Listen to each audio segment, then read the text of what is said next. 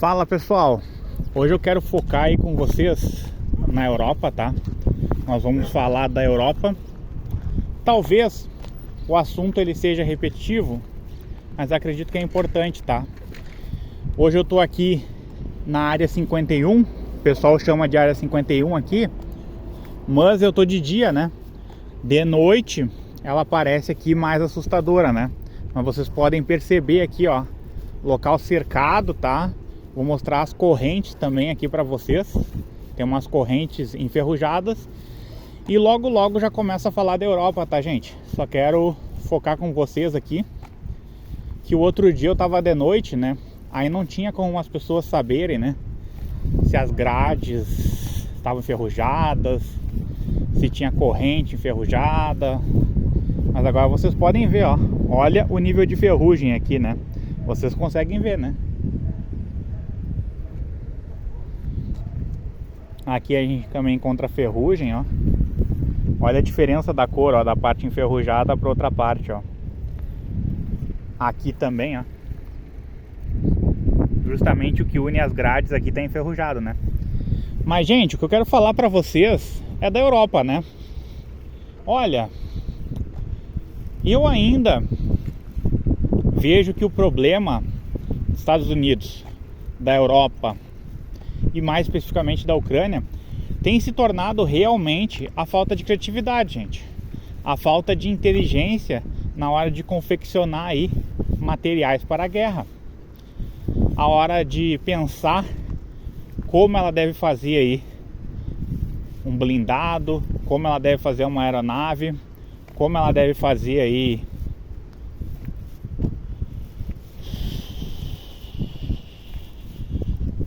alguma coisa, né, gente? Alguma coisa aí que seja utilizada na guerra, tá? Como é que ela vai fazer navio anfíbio, se vai usar algum navio anfíbio, perdão, embarcação anfíbia, se vai utilizar alguma embarcação anfíbia, se vai utilizar drones marinhos, que existem, né, drones marinhos.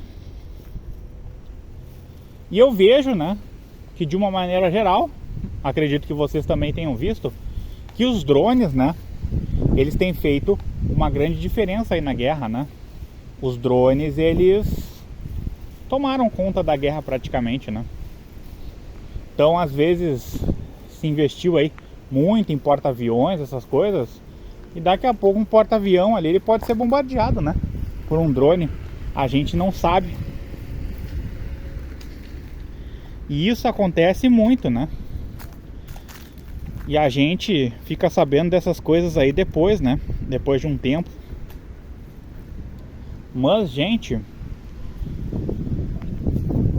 essas coisas, elas têm um impacto, né, muito grande numa guerra. Você imagina ali um investimento de milhões ali de um porta-aviões, daqui a pouco sendo destruído ali por, sei lá, por investimento de alguns mil dólares, né? De uma certa quantidade aí de dólares, uma certa quantidade de dólares ou de euro que não ultrapassa 1 milhão, né? Daqui a pouco ali com 500 mil você consegue ali destruir um porta-aviões, ou você manda ele para manutenção, né? Então é uma coisa assim que impacta muito, né? Acaba impactando na guerra. Assim como você vê assim vídeos de drones atingindo refinarias, né, da Rússia. Então são coisas assim que acontecem, né? Elas vêm acontecendo e não é muito noticiado isso aí, né? Não se chega muito aos jornais, né? Quando a pessoa acha esse conteúdo, normalmente é no YouTube, normalmente é em alguma outra plataforma. E as pessoas, elas ficam ainda com essa ideia, né, que olha, o porta-aviões ainda vai fazer alguma diferença, um navio vai fazer uma grande diferença. E o que a gente vê é totalmente o contrário, né? A gente vê que o drone, ele tomou conta da guerra. E além do drone, outra coisa aí que chama muito atenção é a guerra cibernética, gente. A guerra cibernética. nós vemos aí uma forte possibilidade da Rússia dela ter hackeado aí a Espanha e aí ter dado esse apagão, né? Esse apagão da Europa, você pode ter certeza, não é um apagão assim que o pessoal não pagou a conta de luz ou é falta de investimento do governo, tá? Claro, o governo ele poderia ter, né, uma quantidade aí maior de hackers, de pessoas especializadas na área aí de TI, né, na área de tecnologia da informação, na área de tecnologia, seja lá o que for, para conseguir impedir esses hackers. E aí sim, necessitaria de investimento. Mas o que eu falo é que o problema não é elétrico, né? Não é o problema assim que os postes lá estão com problema e o governo deixou os postes aí com algum problema e faltou luz. Não. O que eu falo é que é uma guerra cibernética, tá? E que mostra como a Rússia, como a China, como a Coreia do Norte, eles estão se preparando bem, né? Eles estão fazendo os aliados aí de bobo, gente. Os aliados, assim, eles estão... Eu falo aliados porque eu tô usando aí o termo aí da Segunda Guerra, tá? Eles estão fazendo os aliados de otário. Simplesmente assim, porque eles vão ali, eles invadem um país, eles têm hacker, eles investem em estruturas que podem ajudá-los no campo de batalha, tá? Eles têm, por exemplo, aí um local para fazer munição de artilharia, né? E ao longo do tempo eles foram fazendo aí, a Rússia, né, produziram muita coisa, né, muita munição de artilharia, tanto que chegou um momento no campo de batalha que a cada 10 munições ali de artilharia que a Rússia tinha, a Ucrânia tinha uma ou duas, tá? E a Ucrânia sempre tendo que ter cuidado na hora de usar, precisando poupar a munição, né? Um negócio básico. Então isso mostra como os Estados Unidos, ele não pode proteger mais ninguém, gente. Os Estados Unidos hoje, ele não é a garota dos olhos azuis quando se trata de guerra, não. Os Estados Unidos, ele tem caças, os Estados Unidos, ele tem armas nucleares, mas quando a gente fala assim de uma guerra bélica, que é essa daí que está sendo travada aí entre a Ucrânia, entre a Rússia, os Estados Unidos parece que sempre falta alguma coisa, tá? Para conseguir bater assim bastante de frente com a Rússia. Parece que a Rússia ela tá sempre um segundo, um minuto na frente, sabe? Parece que a Rússia sempre está melhor, porque em armas nucleares a Rússia tem as armas melhores, tá? Estados Unidos e Rússia têm quantidades parecidas? Tem, só que a Rússia tem armas melhores. Aí a gente vê que os Estados Unidos manda os Abrams, tá? Os blindados Abrams, que tomaram um pau, né? Dos blindados lá da Rússia. Se eu não me engano, o T-80, tá? Vocês pesquisem aí. Mas o T-80 foi lá e pum! Detonou os Abrams, né, gente? E a gente fica sempre com a esperança, né? De que, olha, vai mudar as coisas, vai acontecer alguma coisa boa. E não é, gente. Não é o que acontece. A gente acaba aí se decepcionando, tá? A gente acaba achando uma coisa, a gente acaba aí pensando, olha, os Estados Unidos vai tomar jeito, tá? A gente pensa, né? Ah, olha, será que os Estados Unidos vai tomar jeito? Será que os Estados Unidos vai melhorar seu nível educacional para que esses profissionais aí, eles consigam pensar mais na hora de construir coisas voltadas para a guerra? Porque você vê na Segunda Guerra, não tem comparação, gente. Não tem como a gente comparar, entende?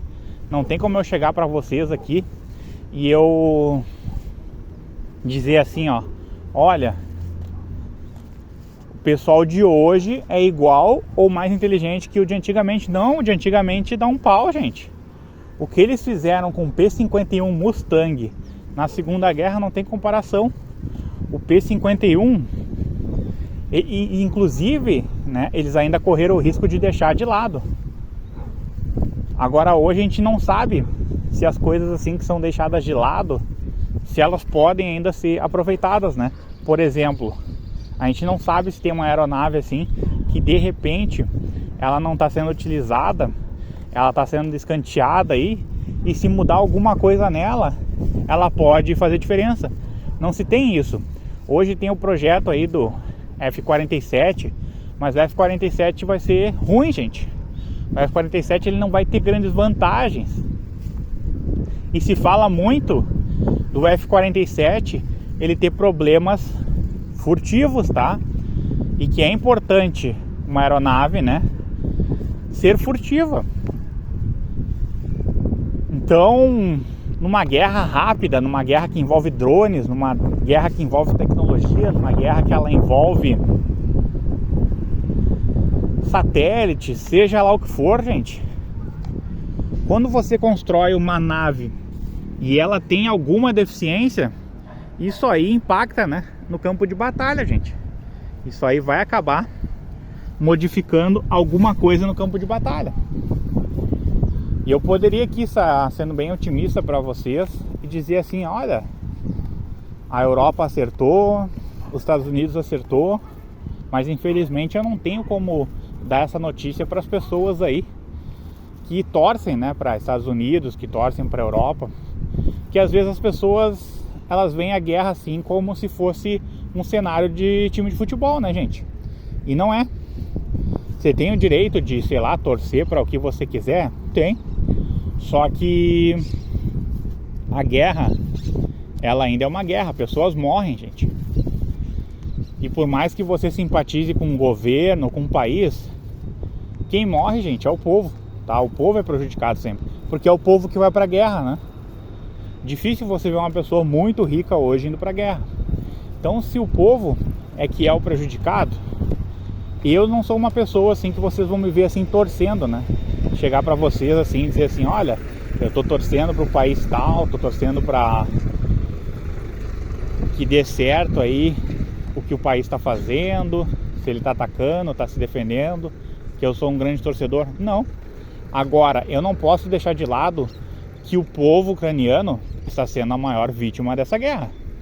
Eu não posso chegar para vocês e dizer assim, olha, a Rússia é maravilhosa, os Estados Unidos é maravilhoso. Não tem como fazer isso, gente. Se eu fizer isso aí, eu tô sendo uma pessoa ruim, tá? Por mais que você tenha ligação aí com a cultura da Rússia, dos Estados Unidos, não importa. Eu não posso ser uma pessoa desonesta a ponto de chegar para vocês e dizer assim, ó, ah, gente, o povo ucraniano ali tá se ralando, mas que bom que a Rússia tá ganhando, tá tendo alguma vantagem, ou que bom que os Estados Unidos tá tendo alguma vantagem. E não interessa se os Estados Unidos tá do lado da Europa e a Europa quer se expandir. Quando eu falo se expandir no sentido de a OTAN querer ter mais membros, isso aí não interessa, gente. O que interessa, tá, no final das contas, no produto de tudo isso, é que a Ucrânia, gente, ela tá se lascando, tá? E quando eu falo se lascar, eu tô falando do povo ucraniano. Porque daqui a pouco aparece uma pessoa dizendo, mas o Zelensky comprou um relógio de sei lá quanto, ou o Zelensky comprou uma casa de um príncipe, de uma rainha, seja lá o que for, tá, que aconteceu. Se comprou, não faz diferença, gente. O que eu tô dizendo pra vocês é que o povo ucraniano, eu não tô falando de oligarquia, eu não tô falando de fazendeiro, eu não tô falando de ator de novela, eu não tô falando de gente poderosa da Ucrânia, eu não tô falando do exército da Ucrânia, não tô falando nada disso. Eu tô falando que o povo é quem paga, porque é o povo que vai pro campo de batalha e é o povo que, quando é atingido por míssil, ele perde a casa e ele não sabe o que vai fazer.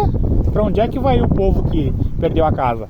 Você não sabe, nem eu sei. Nem eu sei se essas pessoas vão voltar até casa. Quem saiu da Ucrânia, olha, talvez tenha alguma chance em outro país. Eu não sei. Mas o que está acontecendo é isso, gente. Eu não posso mentir para vocês. Eu não posso ser desonesto e dizer assim, não, os Estados Unidos tem que ganhar. Eu sempre torço que exista equilíbrio de poder entre os países. Que os países assim disponham de recursos parecidos. Para nenhum país se dar o direito de invadir o outro. Aí vai vir gente, mas os Estados Unidos invadiu o Afeganistão. Gente, eu não estou falando que os Estados Unidos está certo, e eu não estou falando que a Rússia está certa, tá? Eu não estou fazendo isso. Então assim, ó, presta bem atenção que você vai perceber o que eu estou dizendo. Quero dizer, e que fique bem claro, tá? É que o povo, ele é prejudicado, gente. O povo vai acabar sendo prejudicado. Qual o povo? O povo ucraniano. O povo ucraniano vai acabar sendo prejudicado. E muito, tá, gente? Essa que é a grande questão. Então, é isso, né, gente? Eu poderia dizer aí muitas coisas. Eu poderia, sei lá, fazer uma poesia. Eu poderia fazer qualquer coisa, né, gente? Mas eu não vou fazer isso. Eu não vou fazer isso porque é uma maneira de respeitar quem está perdendo, a Ucrânia. Aí vocês podem vir me dar qualquer argumento, tá? Pode dizer, mas a Ucrânia errou porque não devia ter entrado para a OTAN. Gente, não se trata da decisão do governo. Não se trata se o governo ali tomou uma decisão muito arriscada, tá? Não se trata se o governo deu as ogivas lá para a Rússia ou desativou as ogivas, seja lá o que for, que acabou deixando a Ucrânia mais vulnerável. Não se trata disso. Se trata, gente, de que hoje assim existe, né, esse desequilíbrio aí muito grande. E quando nós temos esse desequilíbrio grande, a gente vê os países invasores tomarem conta, né? Aí vocês vão me dizer, tá, mas e o Afeganistão? Então eu falo pra você, gente, a minha opinião sobre o Afeganistão é que realmente houve invasão com interesse em conseguir alguma coisa, gente. Com interesse em explorar alguma coisa. Eu sou uma pessoa muito simples, tá? Eu sou uma pessoa objetiva, eu sou uma pessoa direta. Eu não faço rodeio quando me perguntam uma coisa. Eu posso pensar, eu posso tentar argumentar, eu posso tentar falar muita coisa, mas eu não vou chegar pra vocês assim e vou ficar enrolando, vou ficar dizendo muitas coisas aí que não condizem com a realidade, não, porque eu não sou assim. Eu vou dizer pra vocês a minha opinião, porque esse canal, ele foi feito pra mim dar a minha opinião, tá? Nada além disso, nada mais, nada menos. E é isso, gente. Eu não posso me dar o luxo aqui de falar as coisas que não condizem com o que eu acho, porque daí eu começo a fazer uma coisa artificial. Eu vou falar coisas aqui artificiais, vou fazer conteúdo artificial. Quem tá me escutando vai ver que eu sou uma pessoa de papel, que eu não tenho uma opinião forte, que eu não tenho conhecimentos fortes para defender a minha opinião ou meu conhecimento, seja lá o que for. Então eu tenho que falar o que eu tô vendo, tá? E lembrando, eu não tô aqui para disputar likes, visualizações com outros canais. Se você se identificou com outros canais, você é livre para ir para outros canais e aprender alguma coisa com esses outros canais, entendeu? Eu não posso chegar aqui, botar um cadeado e uma corrente em volta de você e querer que você fique aqui preso e que você só escute o que eu tenho a dizer, não. Eu tenho que chegar aqui e falar o que eu penso. Assim como você também pode fazer um canal, falar o que você pensa e tá tudo bem, tá tudo certo. Mesmo que não tenha nada a ver com o que eu falei aqui, seja totalmente diferente, você é livre. Agora, enquanto eu tenho um canal, enquanto o objetivo do meu canal é tentar ajudar alguma pessoa, levando informações que eu considero relevante, tá? Levando conhecimento e dando a minha opinião, quando tudo isso aí acontecer, beleza. E se não acontecer, também tá tudo bem. Porque na vida a gente sempre tem que estar correndo atrás de alguma coisa. Se você quer ser parceiro do canal, você vira parceiro. Se você quer ajudar com Pix, você ajuda com Pix. Se você quer comprar curso, você compra curso. Eu não sei, eu realmente não sei o que você vai fazer. Eu não posso chegar e te obrigar aí a gostar aqui do conteúdo. Eu não posso chegar aqui e forçar você a nada, certo? Você é livre para fazer o que você quiser quando você não fere a liberdade de outras pessoas, tá? Se você gostou desse vídeo, se inscreva, curta, comente, compartilhe com seus amigos e não esqueça de ativar o sininho de notificações. Assim você ajuda a receber, né, novas atualizações do canal no seu e-mail, no e-mail que você utiliza para entrar no YouTube.